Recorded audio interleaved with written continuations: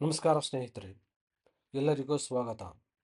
ಇಂದು ನಾವು ನಮ್ಮ ಭೂಮಿಯ ಅತ್ಯಮೂಲ್ಯ ಸಂಪತ್ತುಗಳಲ್ಲಿ ಒಂದಾದ ತೇವಾಂಶ ಪ್ರದೇಶಗಳು ಮತ್ತು ಅವುಗಳ ಸಂರಕ್ಷಣೆಗಾಗಿ ಇರುವ ಒಂದು ಮಹತ್ವದ ಅಂತಾರಾಷ್ಟ್ರೀಯ ಒಪ್ಪಂದದ ಬಗ್ಗೆ ತಿಳಿದುಕೊಳ್ಳೋಣ. ಈ ಒಪ್ಪಂದವೇ ರಾಮ್ಸರ್ ಒಡಂಬಡಿಕೆ.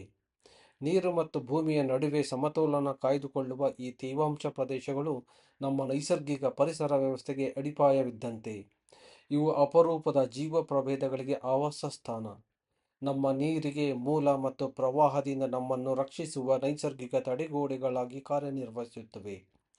ಆದರೆ ನಗರೀಕರಣ ಮತ್ತು ಮಾನವನ ಚಟುವಟಿಕೆಗಳಿಂದಾಗಿ ಈ ಪ್ರದೇಶಗಳು ವೇಗವಾಗಿ ನಶಿಸುತ್ತವೆ.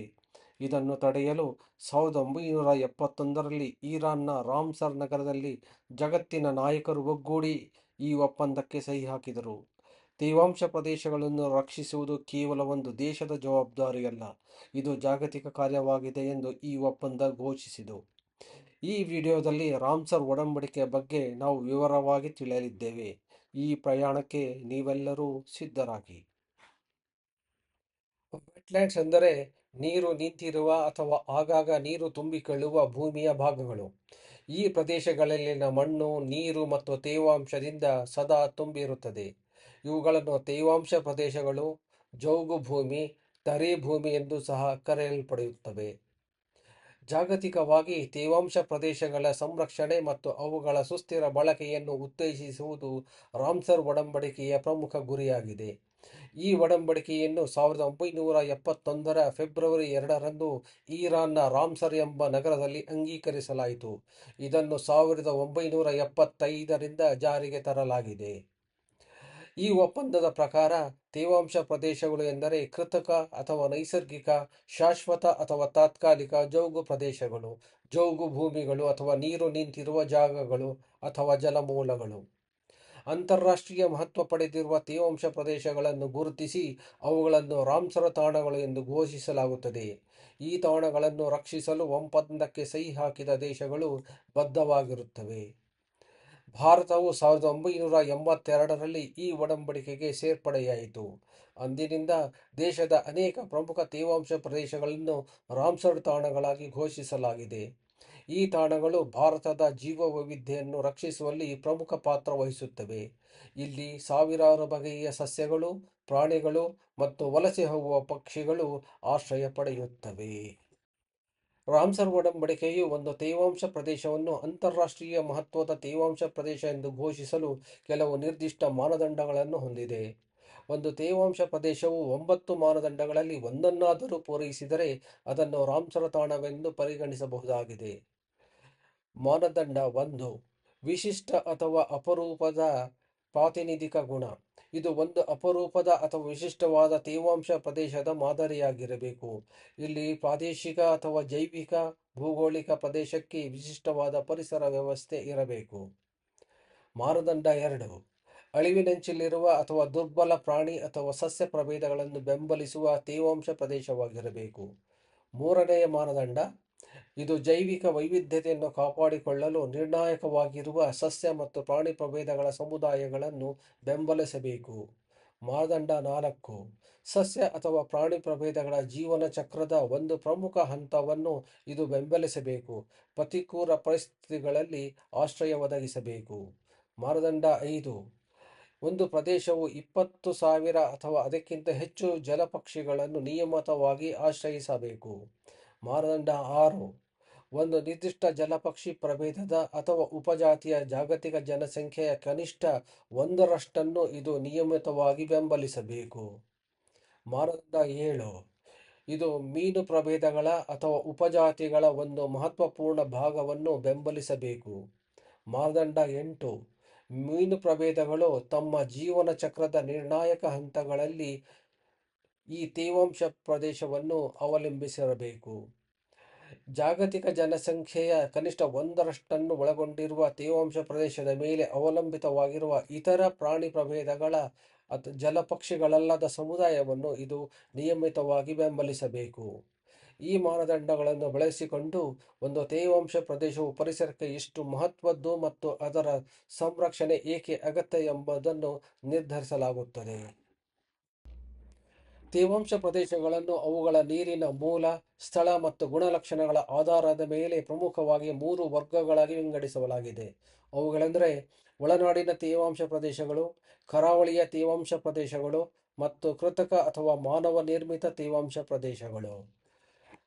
ಒಳನಾಡಿನ ತೇವಾಂಶ ಪ್ರದೇಶಗಳು ಇವು ಕರಾವಳಿಯಿಂದ ದೂರ ಇದ್ದು ಇವು ಭೂಪ್ರದೇಶದ ಒಳಗೆ ಇರುವ ಮತ್ತು ಸಿಹಿ ನೀರಿನಿಂದ ತುಂಬಿರುವ ಪ್ರದೇಶಗಳು. ಇವುಗಳಲ್ಲಿ ಸರೋವರಗಳು ಮತ್ತು ಕೆರೆಗಳು. ಇವು ನಿಂತ ನೀರಿನ ದೊಡ್ಡ ಜಲರಾಶಿಗಳಾಗಿದ್ದು ಇವುಗಳ ಸುತ್ತಲೂ ವಿವಿಧ ಸಸ್ಯ ಮತ್ತು ಪ್ರಾಣಿ ಪ್ರಭೇದಗಳು ಕಂಡುಬರುತ್ತವೆ. ನದಿಯ ಜವುಗು ಪ್ರದೇಶಗಳು. ನದಿಗಳು ಹರಿಯುವ ಮತ್ತು ಪ್ರವಾಹದ ಸಮಯದಲ್ಲಿ ನೀರು ಸಂಗ್ರಹವಾಗುವ ಪ್ರದೇಶಗಳು. ಇಲ್ಲಿ ನದಿಯ ಹರಿವು ಮತ್ತು ಪರಿಸರ ವ್ಯವಸ್ಥೆ ನಿರ್ಣಾಯಕವಾಗಿರುತ್ತದೆ.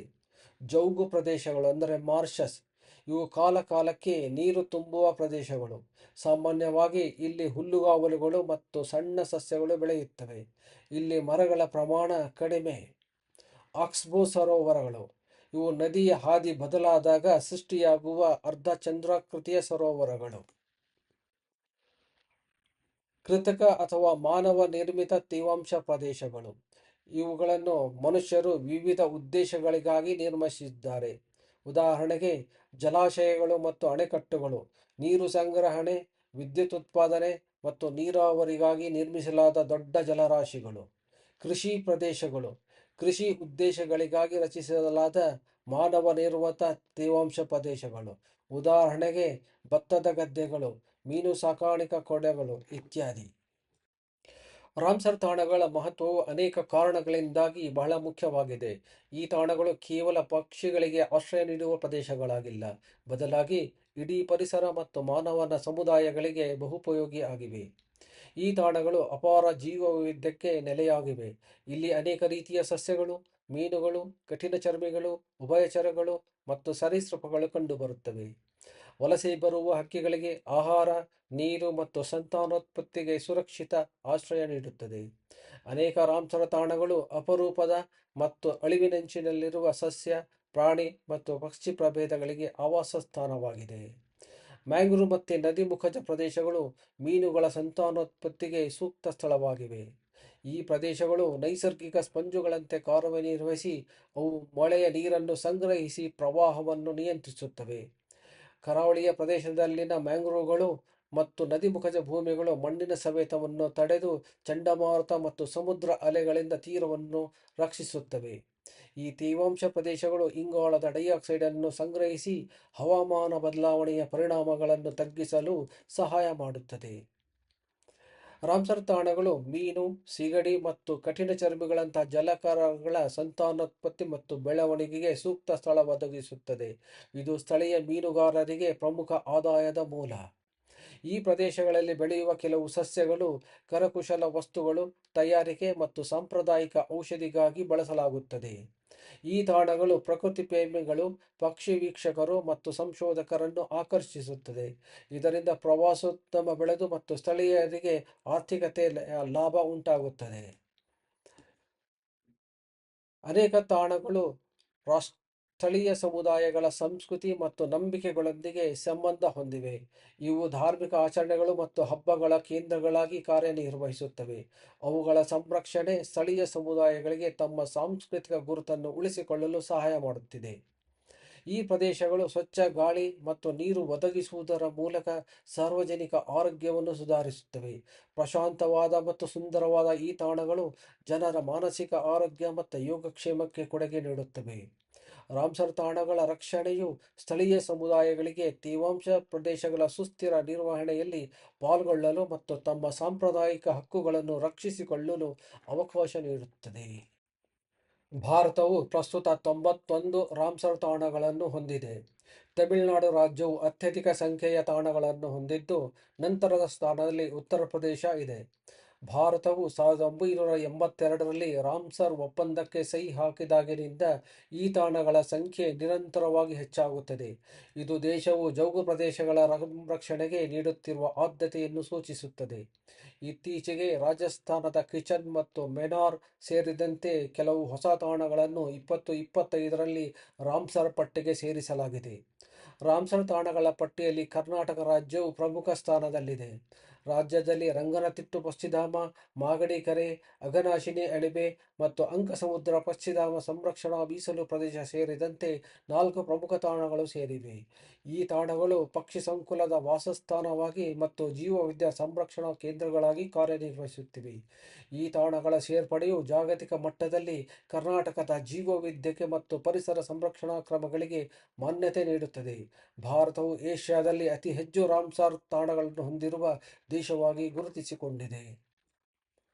ಭಾರತದ ಕೆಲವು ಪ್ರಮುಖ ರಾಮ್ಸರ್ ತಾಣಗಳ ಬಗ್ಗೆ ಗಮನ ಹರಿಸೋಣ. ಚಿಲ್ಕಾ ಸರೋವರ, ಒಡಿಶಾ.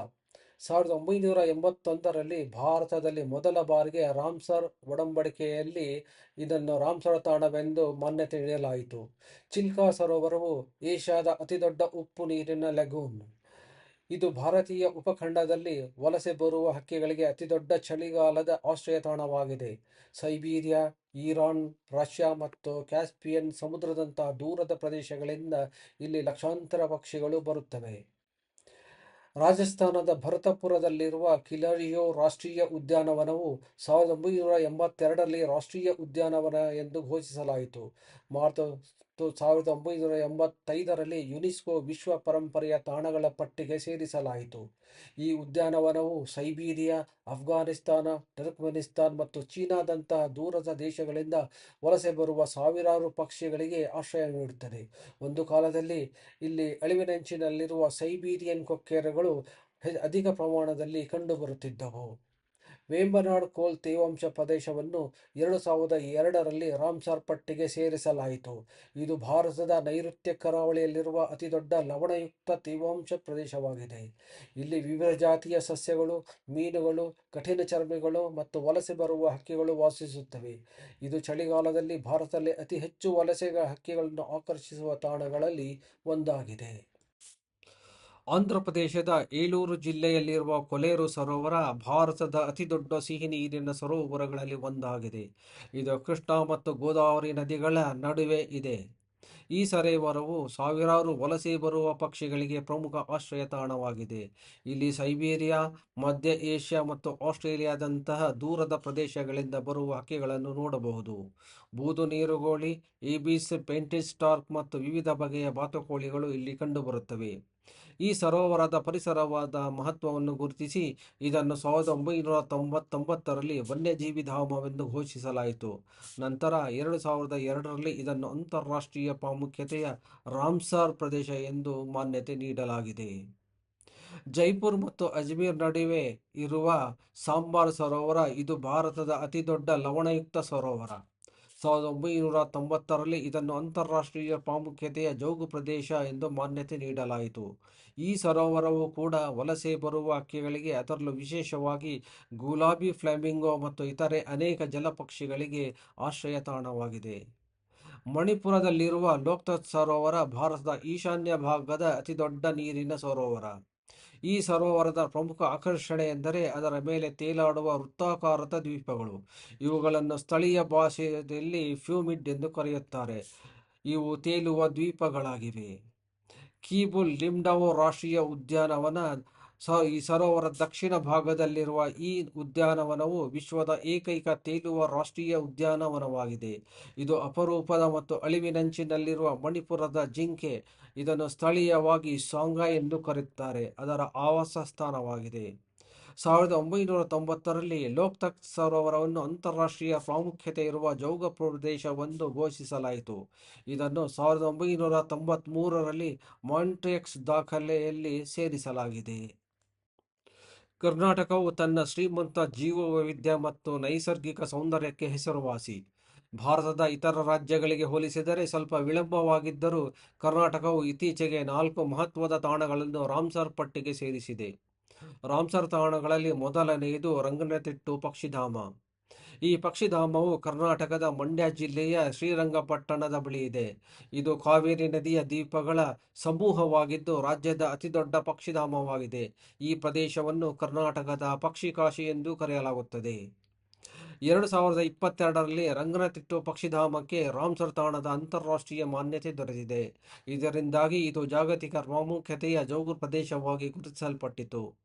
ಈ ಪಕ್ಷಿಧಾಮವು ಕಾವೇರಿ ನದಿಯ ಹಲವಾರು ಸಣ್ಣ ದ್ವೀಪಗಳನ್ನು ಒಳಗೊಂಡಿರುವುದರಿಂದ ನದಿಯ ತಟದಲ್ಲಿರುವ ಈ ದ್ವೀಪಗಳು ಪಕ್ಷಿಗಳು ಮತ್ತು ಗೂಡು ಕಟ್ಟಲು ಮತ್ತು ಸಂತಾನೋತ್ಪತ್ತಿ ಮಾಡಲು ಸೂಕ್ತ ತಾಣಗಳಾಗಿವೆ.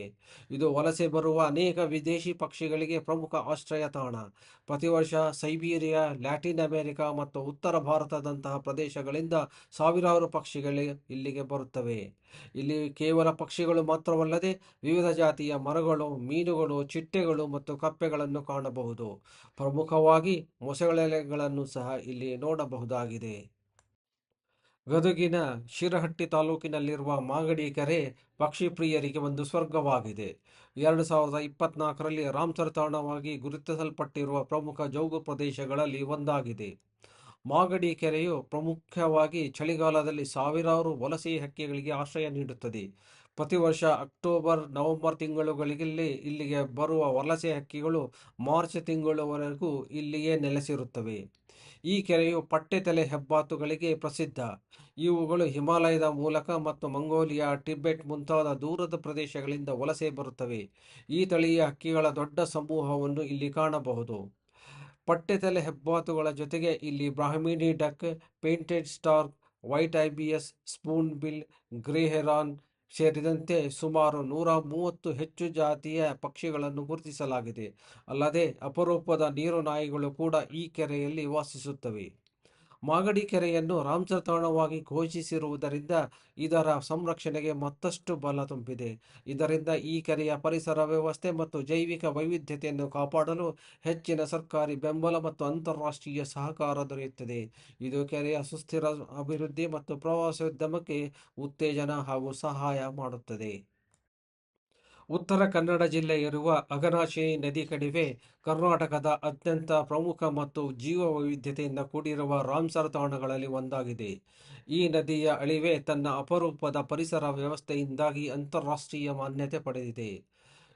ಈ ಪ್ರದೇಶವನ್ನು 2024ರಲ್ಲಿ ರಾಮ್ಸರ್ ತಾಣವೆಂದು ಘೋಷಿಸಲಾಗಿದೆ. ಅಘನಾಶಿನಿ ನದಿಯು ಪಶ್ಚಿಮ ಘಟ್ಟಗಳಲ್ಲಿ ಹುಟ್ಟಿ ಸುಮಾರು 150 ಕಿಲೋಮೀಟರ್ ದೂರ ಹರಿದು ಅರಬ್ಬಿ ಸಮುದ್ರವನ್ನು ಸೇರುತ್ತದೆ. ಈ ನದಿ ಅಳಿವೆ ಪ್ರದೇಶವು ಅದರ ಕಣಿವೆಯ ಮುಖಭಾಗವಾಗಿದ್ದು, ಸಮುದ್ರದ ಉಪ್ಪು ನೀರು ಮತ್ತು ನದಿಯ ಸಿಹಿ ನೀರು ಬೆರೆಯುವ ವಿಶಿಷ್ಟ ಪರಿಸರವನ್ನು ಸೃಷ್ಟಿಸುತ್ತದೆ. ಈ ಪ್ರದೇಶವು ದಟ್ಟವಾದ ಮ್ಯಾಂಗ್ರೋವ್ ಕಾಡುಗಳಿಗೆ ನೆಲೆಯಾಗಿದೆ. ಈ ಕಾಡುಗಳು ಅಸಂಖ್ಯಾತ ಮೀನು, ಕಠಿಣಚರ್ಮಿಗಳಿಗೆ ಆಶ್ರಯ ನೀಡುತ್ತದೆ. ಅಲ್ಲದೆ ಇಲ್ಲಿ ಅಪರೂಪದ ಕಪ್ಪೆಗಳು, ಹಾವುಗಳು ಮತ್ತು ಹಲವು ಬಗೆಯ ಸಸ್ಯ ಪ್ರಭೇದಗಳನ್ನು ಕಾಣಬಹುದು. ಇವು ಹಲವಾರು ವಲಸೆ ಹಕ್ಕಿಗಳಿಗೆ ಸುರಕ್ಷಿತ ತಾಣಗಳಾಗಿವೆ. ವಿಜಯನಗರ ಜಿಲ್ಲೆಯ ಹೊಸಪೇಟೆ ತಾಲೂಕಿನಲ್ಲಿರುವ ಅಂಕಸಮುದ್ರ ಪಕ್ಷಿ ಸಂರಕ್ಷಿತ ಮೀಸಲು ಪ್ರದೇಶವು ಕರ್ನಾಟಕದ ನೂತನ ರಾಮ್ಸರ್ ತಾಣಗಳಲ್ಲಿ ಒಂದಾಗಿದೆ. ಈ ಕೆರೆಯು ಹಲವಾರು ಜಲಪಕ್ಷಿಗಳಿಗೆ ಆಶ್ರಯ ತಾಣವಾಗಿದ್ದು, ಜೀವ ವೈವಿಧ್ಯತೆಯಿಂದ ಸಮೃದ್ಧವಾಗಿದೆ. 2024ರಲ್ಲಿ ಅಂಕಸಮುದ್ರವನ್ನು ರಾಮ್ಸರ್ ತಾಣಗಳ ಪಟ್ಟಿಗೆ ಸೇರಿಸಲಾಗಿದೆ. ಇದು ಕೇವಲ ಸ್ಥಳೀಯ ಪಕ್ಷಿಗಳಿಗೆ ಮಾತ್ರವಲ್ಲದೆ ದೂರ ದೇಶಗಳಿಂದ ವಲಸೆ ಬರುವ ಅನೇಕ ಜಾತಿಯ ಜಲಪಕ್ಷಿಗಳಿಗೆ ಪ್ರಮುಖ ನೆಲೆಯಾಗಿದೆ. ಪ್ರತಿ ವರ್ಷ ಚಳಿಗಾಲದಲ್ಲಿ ಸಾವಿರಾರು ಹಕ್ಕಿಗಳು ಇಲ್ಲಿಗೆ ಬಂದು ಇಡೀ ಕೆರೆಯ ಪರಿಸರವನ್ನು ಮತ್ತಷ್ಟು ಸುಂದರಗೊಳಿಸುತ್ತವೆ. ಈ ಕೆರೆಯಲ್ಲಿ ಪೆಲಿಕಾನ್, ಬಿಳಿಯ ಕೊಕ್ಕರೆಗಳು, ಸ್ಪೂನ್ ಬಿಲ್, ಐಬಿಎಸ್, ನೀರುಕಾಗೆ, ವಿವಿಧ ಬಗೆಯ ಬಾತುಕೋಳಿಗಳು ಇತ್ಯಾದಿ ಪಕ್ಷಿಗಳನ್ನು ಕಾಣಬಹುದು. ಇಲ್ಲಿ ಸುಮಾರು 160ಕ್ಕೂ ಹೆಚ್ಚು ಬಗೆಯ ಪಕ್ಷಿಗಳನ್ನು ಗುರುತಿಸಲಾಗಿದೆ. ಅಂಕಸಮುದ್ರ ಪಕ್ಷಿ ಸಂರಕ್ಷಿತ ಮೀಸಲು ಪ್ರದೇಶವು ಪಕ್ಷಿ ವೀಕ್ಷಕರು, ಛಾಯಾಗ್ರಾಹಕರು ಮತ್ತು ಪರಿಸರ ಪ್ರೇಮಿಗಳಿಗೆ ಒಂದು ಆಕರ್ಷಕ ತಾಣವಾಗಿದೆ. ರಾಮ್ಸರ್ ಒಡಂಬಡಿಕೆಯು ಜಗತ್ತಿನ ತೇವಾಂಶ ಪ್ರದೇಶಗಳನ್ನು ರಕ್ಷಿಸಲು ಇರುವ ಒಂದು ಪ್ರಮುಖ ಜಾಗತಿಕ ಒಪ್ಪಂದವಾಗಿದೆ. ಈ ಒಪ್ಪಂದವು ಕೇವಲ ಪರಿಸರ ಸಂರಕ್ಷಣೆ ಕುರಿತವಲ್ಲ, ಇದು ಮಾನವನ ಸುಸ್ಥಿರ ಬದುಕು ಮತ್ತು ಆರ್ಥಿಕ ಪ್ರಗತಿಗೂ ಅನಿವಾರ್ಯ ಎಂಬುದನ್ನು ಒತ್ತಿ ಹೇಳುತ್ತದೆ. ತೇವಾಂಶ ಪ್ರದೇಶಗಳು ಜೀವವೈವಿಧ್ಯದ ಆವಾಸಸ್ಥಾನಗಳಾಗಿದ್ದು, ವಲಸೆ ಹಕ್ಕಿಗಳಿಗೆ ಆಶ್ರಯ ನೀಡುವುದರ ಜೊತೆಗೆ ನೈಸರ್ಗಿಕ ಜಲಶುದ್ಧೀಕರಣ ಕೇಂದ್ರಗಳಂತೆ ಕಾರ್ಯನಿರ್ವಹಿಸುತ್ತವೆ. ಇದರೊಂದಿಗೆ ಪ್ರವಾಹ ಮತ್ತು ಬರಗಾಲದಂತಹ ವಿಪತ್ತುಗಳು ನಿಯಂತ್ರಿಸಿ ಹವಾಮಾನ ಸಮತೋಲನ ಕಾಯ್ದುಕೊಳ್ಳಲು ಸಹಾಯ ಮಾಡುತ್ತದೆ. ಆದ್ದರಿಂದ ಈ ಒಡಂಬಡಿಕೆಯು ಪರಿಸರಕ್ಕೆ ಮಾತ್ರವಲ್ಲದೆ ಮಾನವನಿಗೆ ನೀರು, ಆಹಾರ ಮತ್ತು ವಸತಿ ಒದಗಿಸುವಂತೆ ಜೀವನಾಡಿಯಂತೆ ಕೆಲಸ ಮಾಡುತ್ತದೆ. ಪ್ರತಿಯೊಂದು ದೇಶವು ತನ್ನ ರಾಮ್ಸರ್ ತಾಣಗಳನ್ನು ಬುದ್ಧಿವಂತಿಕೆಯಿಂದ ಬಳಸಿಕೊಂಡು ಮುಂದಿನ ಪೀಳಿಗೆಗೆ ಈ ಅಮೂಲ್ಯ ಸಂಪತ್ತನ್ನು ಉಳಿಸಲು ಶ್ರಮಿಸುವುದು ಈ ಒಪ್ಪಂದದ ಮುಖ್ಯ ಉದ್ದೇಶವಾಗಿದೆ. ಭಾರತವು ರಾಮ್ಸರ್ ಒಡಂಬಡಿಕೆಗೆ ಬದ್ಧವಾಗಿದ್ದು ತನ್ನ ಹಲವಾರು ತೇವಾಂಶ ಪ್ರದೇಶಗಳನ್ನು ರಾಮ್ಸರ್ ತಾಣಗಳೆಂದು ಘೋಷಿಸಿದೆ. ಈ ಒಪ್ಪಂದವು ನಮಗೆ ಜಾಗತಿಕ ಸಹಕಾರ ಮತ್ತು ತಾಂತ್ರಿಕ ಬೆಂಬಲವನ್ನು ಪಡೆಯಲು ಒಂದು ವೇದಿಕೆಯನ್ನು ಒದಗಿಸಿದೆ. ಆದರೂ ವೇಗವಾಗಿ ಬೆಳೆಯುತ್ತಿರುವ ನಗರೀಕರಣ, ಕೈಗಾರೀಕರಣ ಮತ್ತು ಮಾಲಿನ್ಯದಿಂದಾಗಿ ನಮ್ಮ ತೇವಾಂಶ ಪ್ರದೇಶಗಳು ಅನೇಕ ಸವಾಲುಗಳನ್ನು ಎದುರಿಸುತ್ತಿವೆ. ಈ ಸವಾಲುಗಳನ್ನು ನಿವಾರಿಸಲು ಸರ್ಕಾರಗಳು, ಸ್ಥಳೀಯ ಸಮುದಾಯಗಳು ಮತ್ತು ನಾಗರಿಕ ಸಹಭಾಗಿತ್ವ ಅತ್ಯಗತ್ಯ. ಈ ತೇವಾಂಶ ಪ್ರದೇಶಗಳ ರಕ್ಷಣೆ ಕೇವಲ ಕಾನೂನು ಅಥವಾ ನಿಯಮಗಳಿಗೆ ಸೀಮಿತವಾಗದೆ ಪ್ರತಿಯೊಬ್ಬರ ಜೀವನ ಶೈಲಿಯ ಭಾಗವಾಗಬೇಕು. ಈ ಮೂಲಕ ನಾವು ಪ್ರಕೃತಿಯ ಅನನ್ಯ ಸಂಪನ್ಮೂಲಗಳನ್ನು ಸಂರಕ್ಷಿಸಿ ಸುಂದರ ಮತ್ತು ಸಮೃದ್ಧ ಭವಿಷ್ಯವನ್ನು ನಿರ್ಮಿಸಲು ಸಾಧ್ಯವಾಗುತ್ತದೆ.